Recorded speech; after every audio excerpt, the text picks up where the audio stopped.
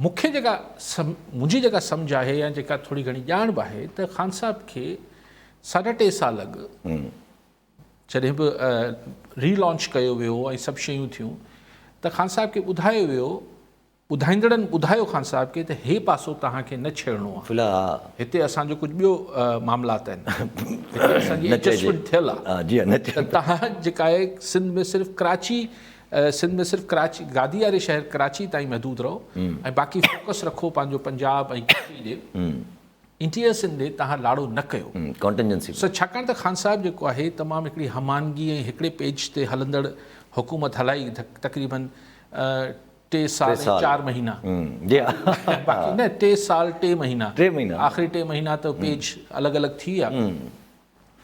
तंहिंजे करे उहा अदम दिलचस्पी जेका हुई ख़ान साहब जी उहा बेसबब न हुई, सबब हो हुनजो। हाणे ख़ान साहब जो ख़्यालु इहो आहे जेको मूंखे हिकिड़े माण्हू चयो त हाणे ख़ान साहब थोरो छाकाणि त ज़ाहिर आहे ब्रांड आहे, पॉपुलैरिटी आहे ऐं आउं सम्झां थो त इंटीरियर सिंध में बि IK जो हिकिड़ो बहरहाल हिकिड़ी करंसी त क्रिएट करे छॾी आहे इमरान ख़ान, हुनजो हिकिड़ो ब्रांड आहे। लेकिन मूं कंहिंखां पुछियो, मूं चयो त जॾहिं मुख़्तलिफ़ ब्रांड्स हूंदा आहिनि, मल्टीनेशनल ऐं ही नेशनल ब्रांड हूंदा आहिनि, कपिड़े जो ब्रांड हूंदो आहे, आइसक्रीम जो ब्रांड हूंदो आहे, मुख़्तलिफ़ शयुनि जा ब्रांड्स हूंदा आहिनि, त हू पोइ पंहिंजा फ्रेंचाइज़ ॾींदा आहिनि। ही बर्गर वारा कराची में नाला नथा खणूं, मुख़्तलिफ़ मैकडॉनल्ड, KFC, पिज़्ज़ा हट, हिननि जी पाकिस्तान में फ्रेंचाइज़ ॾिनल आहे न। जी हा। त मूं हिकिड़े PTI खां पुछियो त ही ख़ान साहब इंटीरियर सिंध में जेको आहे उहो पंहिंजी फ्रेंचाइज़ छो नथो ॾे? जी हा। या ॾे नथो या केरु वठणु नथो अचेसि, साल कंहिं शइ जी डिमांड हूंदी आहे न, हर मार्केट जी डिमांड हूंदी आहे। त हुनजो ख़्यालु हो त वठण वारा घटि आहिनि, ख़ान साहब त ॾेई बि छॾे।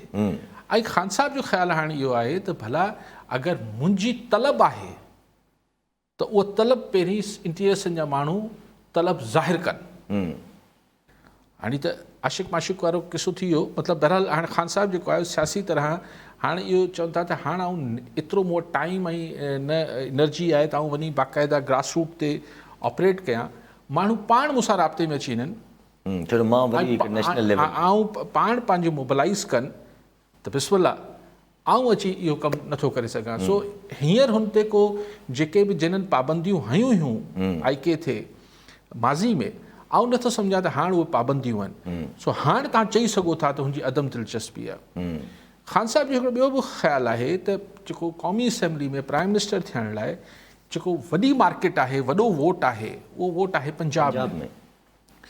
ऐं अगरि पंजाब में हू वठी वञे थो, KP जी सपोर्ट हुनखे ख़ैबर पख्तूनख्वा जी हुजे थी, त सिंध मां अगरि हुनखे कराची मां 12-15 सीटूं मिली वञनि थियूं ऐं 10-12 सीटूं को बलूचिस्तान में मिली वञनि थियूं, त जो कमु थी वञे थो त हू सोचे थो दादू लाड़काणो ऐं थर ऐं हिते छाजे लाइ मथो हणां।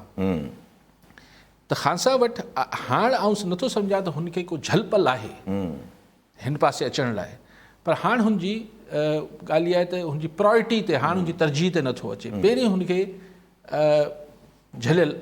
झलनामो जारी थियल हो, झलियो वियो हो। अच्छा, नवाज़ लीग बि हिकिड़ी ॿी पोटेंशियल जेको ऑप्शन थी पियो सघे। हू पोइ टेन्योर में हू जॾहिं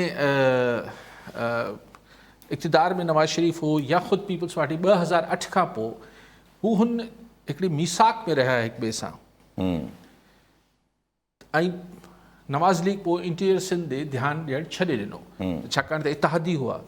विच में थोरी जेका दूरियूं आयूं पीपल्स पार्टी ऐं नवाज़ लीग में, त नवाज़ लीग वरी हिकिड़ी इंटीरियर सिंध में वरी पंहिंजी तंज़ीम साज़ी, माण्हुनि खे शामिलु करणु, तव्हां ॿुधो हूंदो SN इक़बाल बि आयो पे, ॿिया बि आया पे। पोइ हाणे वरी हिकिड़ी मिसाक थी वई आहे पीपल्स पार्टी ऐं नवाज़ लीग जे विच में, तंहिंजे करे हुननि जी दिलचस्पी बि कोन्हे। अच्छा, हाणे ॻाल्हि इहा आहे त हीउ जेको सिंधी माण्हुनि जो मसइलो आहे इंटीरियर सिंध जे माण्हुनि जो, त हू हिकिड़ी फुल टाइम अटेंशन जा घुरिजाऊ आहिनि, हुजणु बि खपे। ही 2 पार्टियूं जेके नवाज़ लीग ऐं PTI, ही चवंदासीं फारिग़ थींदासीं, तव्हां ॾे ॾिसंदासीं।